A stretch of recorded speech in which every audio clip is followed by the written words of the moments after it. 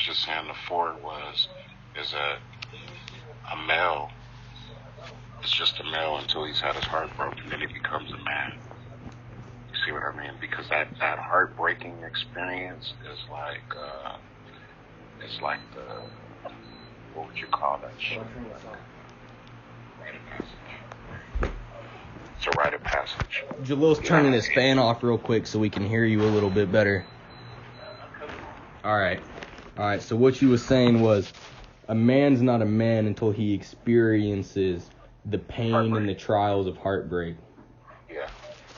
Okay, so if you could go into a little bit more depth of what made you realize that and what showed you that experience personally, if you could try and summarize that. Okay, here's how heartbreak works, right? Okay, this is what it is. Okay, a woman. Now we're dealing with it as far as like a man or a woman, because there's different types of heartbreaks too. Because you can have your heart can be broken off of what maybe your children did, or your parents, or certain things. You know, your friends, or certain things. But I'm relating to my relationship with a woman. You gotta pull it. Because is that like the order of everything is man, woman, and child. Mm-hmm. I mean, that's the order. So it's only like normal and natural for a man to want to have a woman, and then for them to have children. That's why human instinct. That's how you're here. That's the sacred trinity. That's the the order of things. So in any event, like what happens is, man, it's like when a guy gets his heart broke, it can go a lot of different ways. You know what I mean? Like it can get broke beyond repair. Mm-hmm. You know what I mean? And then you'll see that those type of dudes will be the ones that'll say stuff like, I don't give a fuck about this bitch, you know what I mean? And they're like really negative. They don't want to admit they're defensive. They're not trying to. What you're trying to get at is like they don't want to admit that kind of shit hurt them. You know, they're too stuck in their ego to admit that they did get heartbroken over a woman, and they can say, oh, bitch, this, whore, whatever, but they know inside, you know, that shit is real, you know? And if you do find the right one, that they're worth a lot more than, you know, multiple, like quality over quantity, you know? And, true, you're absolutely right. And then you could be giving that person a little more credit too sometimes, because look, what you said is true. You know what I mean? And then there's another one that's not even like he believes it. It's not a matter of ego. It's like he's been hurt, damaged so bad that he's not going to snap back from it. You know what I mean? So his perception of like women is forever altered by what some one woman or more than one woman has done to him. You know what I mean? Yeah. So you have that guy. Then you have the other guy that is gets his heart broke or whatever, and he's resilient. Mm-hmm. You know what I mean? He knows that that's just something that maybe one woman did, and he could take it in stride, come snap back from it, up his game. You know what I mean? Ask the hard question, like what was it about me?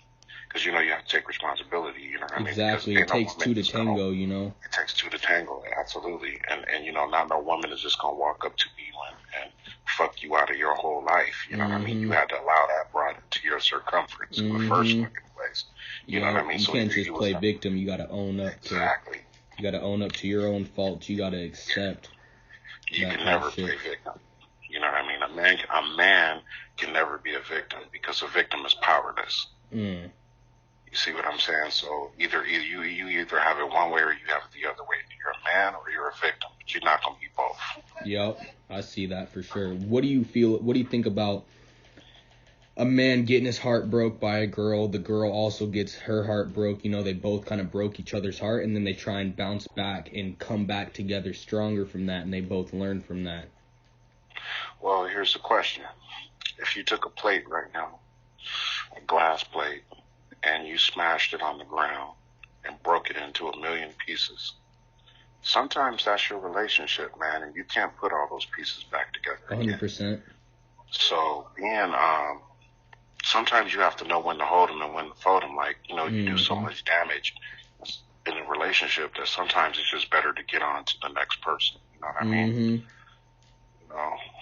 What if you feel if that specific person is worth the time and worth the chance and worth trying to communicate and trying to fix those things to build, you know, for example, a stronger plate?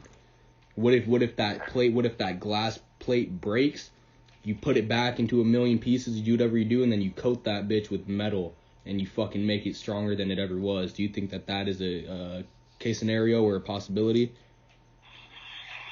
Yeah. Because, you know, if something breaks, you could always, you know, there's always reinforcements, you know. You could always take the necessary steps and precautions.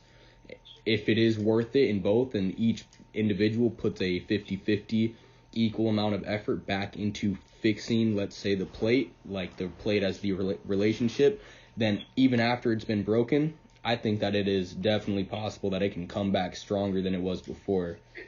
No, your key there, though, was that you said if both people. 100%. So that would take a combined effort for both people to put in 100% in repairing whatever was damaged. You know what I mean? Exactly. And that can happen. Problem is that usually in those type of situations, someone's gonna put more than the other. Yep, there you go, bingo. Yep. You know what I mean? Bingo. You know, and or a person is not really sincere about trying to repair shit. Yep. So it is rare. It is definitely rare for that kind of shit to go down perfectly. Ain't nobody perfect, and I think definitely one person is gonna want to fix it more than the other person. Absolutely. But I think with communication and with certain steps and precaution and really knowing exactly what you want, if you just want sex, you just want a hookup, you just want a buddy, you know, the call late at night, I don't think you should get into any type of relationship. I don't think you should call that person your girlfriend or call that person your spouse, your loved one, whatever it is. You got her for a specific need. But if you got someone who wants the best for you and will know when if they know that, like, the best thing for you is to not be with them, I think those are the ones that are rare. Those are the ones that are hard to come by, you know, is when someone wants what's best for you and truly wants what's best for you, not just, like, on some bullshit. Absolutely. I couldn't have said it better. Life's a crazy thing, ain't it, man? Yeah, and then you die. And then you die. And then you don't know. I was talking to this, I've been trying to do this thing. I got this idea where I want to record conversations I get with people, and I did it with a Mormon. Sebastian, the family that Jalil's been staying with, they got a cousin who's a straight Mormon. And I picked her brain on all types of shit, man. And it was great. It was a great conversation. I love having, like, deep conversations about these people.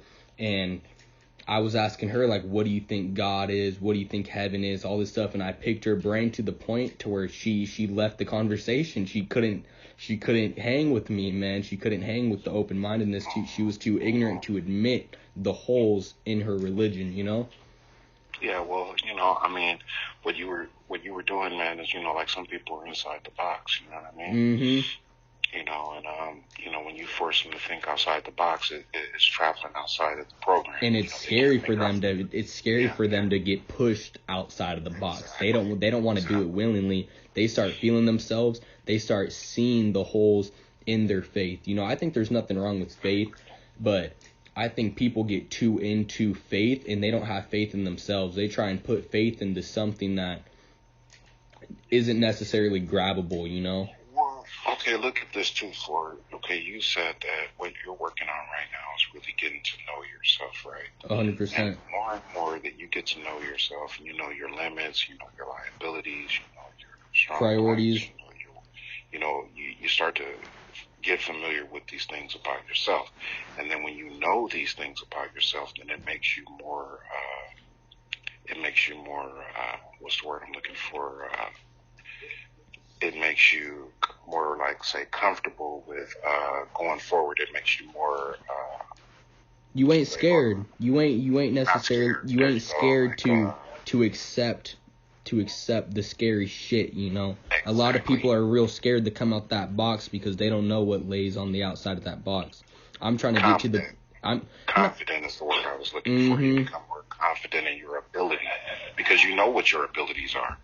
If you know what your abilities are, then you're confident in your abilities. So, you know, that's what you do when you get to know yourself. So faith, you can't have faith in yourself. I'd rather know myself than have faith in myself, because faith implies like, it's a lucky, like a dice throw. Like, oh yeah, I'm just gonna have faith. I don't really know shit, but I'm just gonna have faith that this works out all right. And that's, I feel like a lot of people, when they say they have faith in God and they have faith in religion, it's like what you said. They don't even know what they have faith in. They just want to, they're scared to admit that they're scared, you know? Exactly. So they just say I'd rather know a God than if I can't know a God, I'm not going to have faith in it. Mm-hmm. You know what I mean? It's just that simple. You know? Yup. You know, man, you're a smart dude. You know that. Yeah. Thank you. You know, the faith is usually something that comes from a hustler, man. You know what I mean? Like, that's the same people. That's usually when somebody is wanting you to have faith. That mentality. They're trying to get some money out of you. Yup. That's why it's called a confidence hustle, con man. You know what I mean? Because, you know, why do I need faith if I can just know? Man, I'm excited to pick your brain in person, bro. I can't wait to sit in front of you and really see. I like watching people's facial expressions change as they explain things and as I ask them questions. And I'm excited to be able to do those things with you and to learn from you, you know? Like, you're an elder than me, so it's like I got to respect the amount of time you've had on this planet compared to me. Yeah, there you go. Yeah, and you know what? That's what I used to say right about your age, man, because I used to, like, really pick my grandfather's brain a lot, you know what I mean? And it did help me, you know what I mean? Because if you could take an older person and absorb, you know, chew the meat and spit out the bones, because a person is older doesn't make them, you know what I mean? Mm-hmm. So, you gotta acknowledge how much longer they've been in this fucking world than you have, you know? Like, they know a thing or two. It sucks that there are a lot of closed-minded people and a lot of ignorant people in this world that are old and whatnot. But when you do find someone who kind of has it semi-figured out, and I feel like, you know, who knows, they might have been 70 or 60 when they figured it out.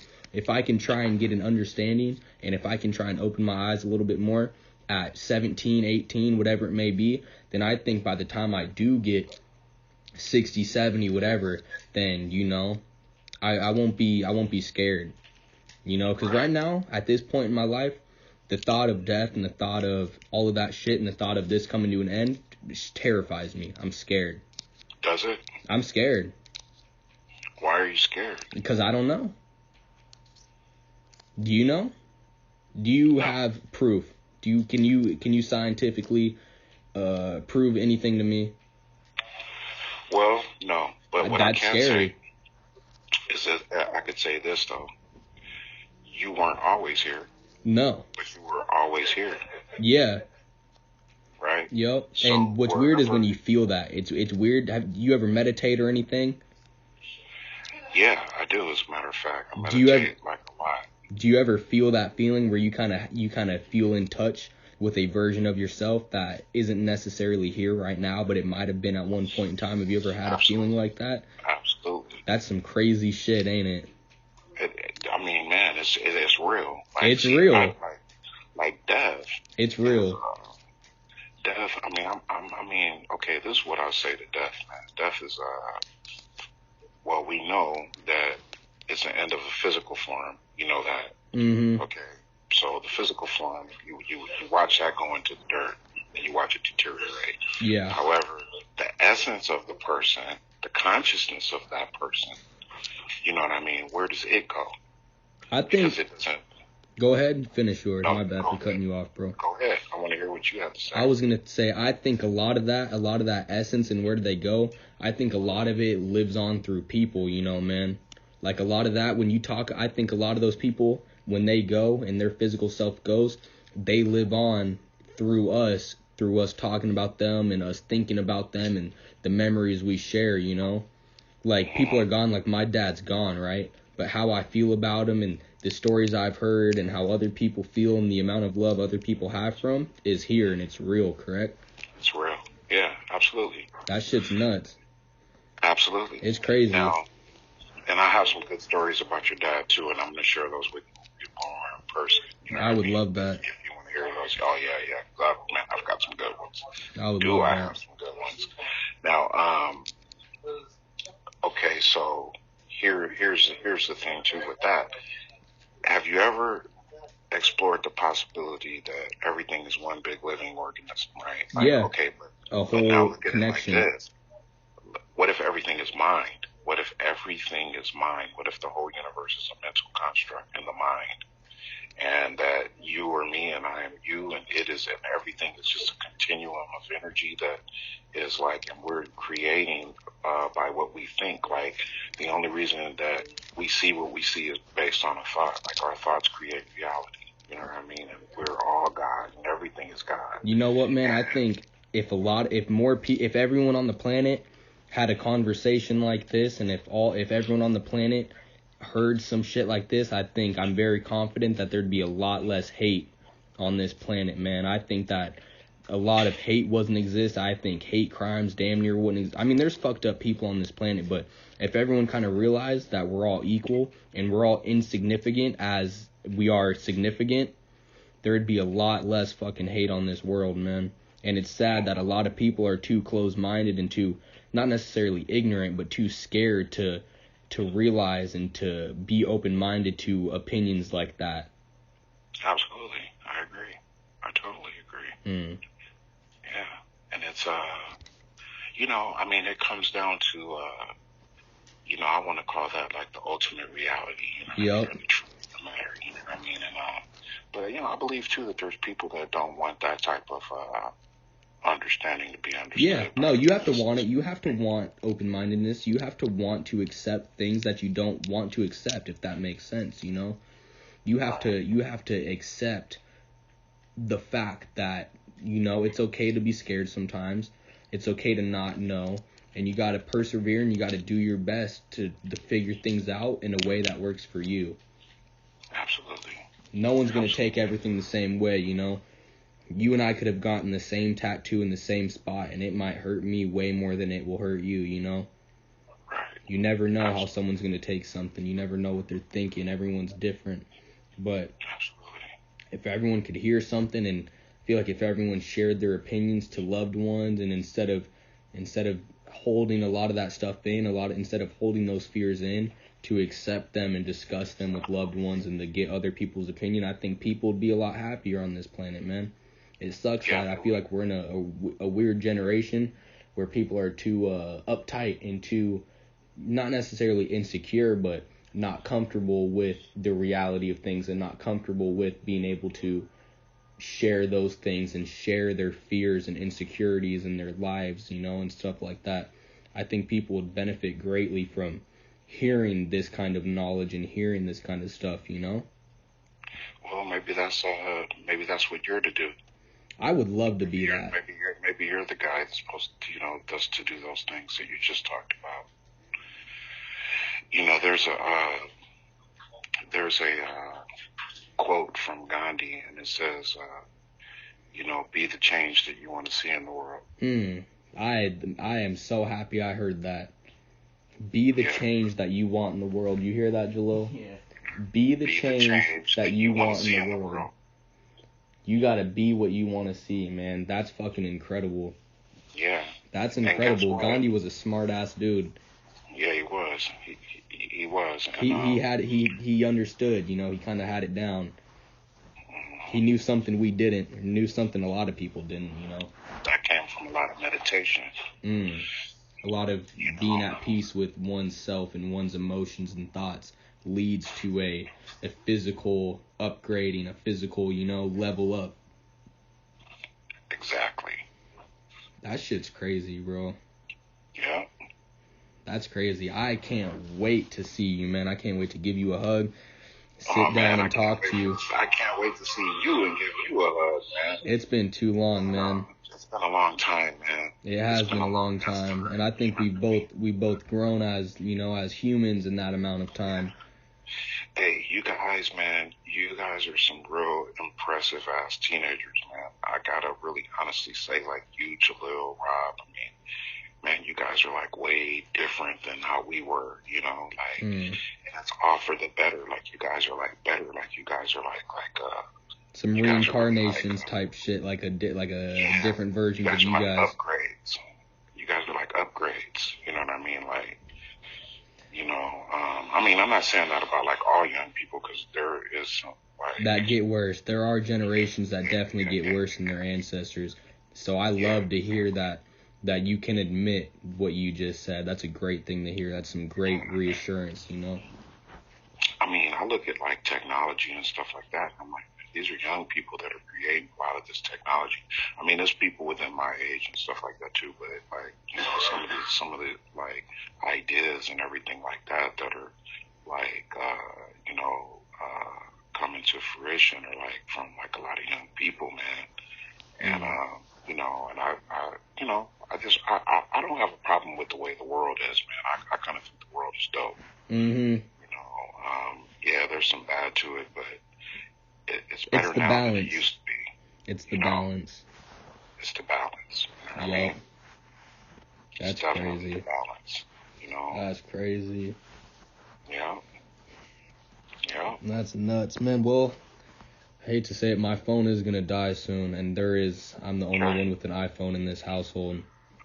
All right, well, we got all the time in the world, man. We'll pick back up on it, you know what I mean? And, hopefully when this quarantine thing, not hopefully, but when this shit is over, most definitely. And I got a driver's license, so, I will definitely, I'll be there, when this shit is over. No, you know what we're going to do, man. I already have this kind of planned out, is we're going to get a cabin. You know what I mean? Like, I'm going to get a couple of cabins, man, and we're just going to have, like, a little retreat. Go sit out and, just chill, talk it out, do some stuff, man. Help each other out in every way we can. That's what we're here for. That's what family's there for, man, is to help each other. Exactly. That's a beautiful thing. Yeah, it is, man. It is,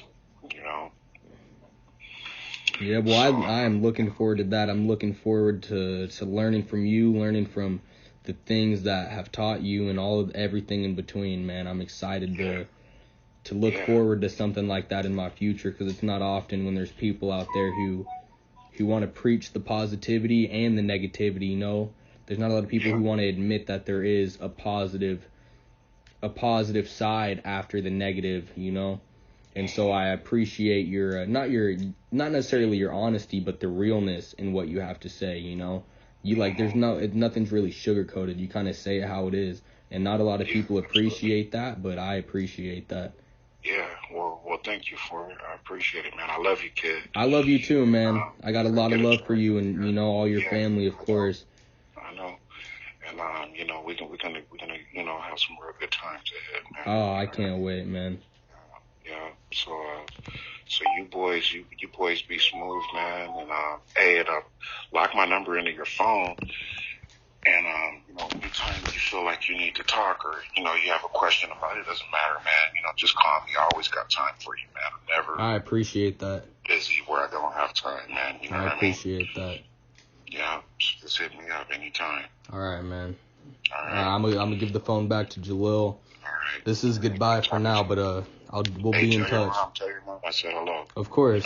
She thinks about you, She got memories and stuff with you. Yeah, we had some times. All right. Yeah. Well, you have a good rest of your night, man. Too, man. Thank you for this conversation. I appreciate it. Hey, my pleasure. My pleasure. All right. Here's Jalil. Yeah.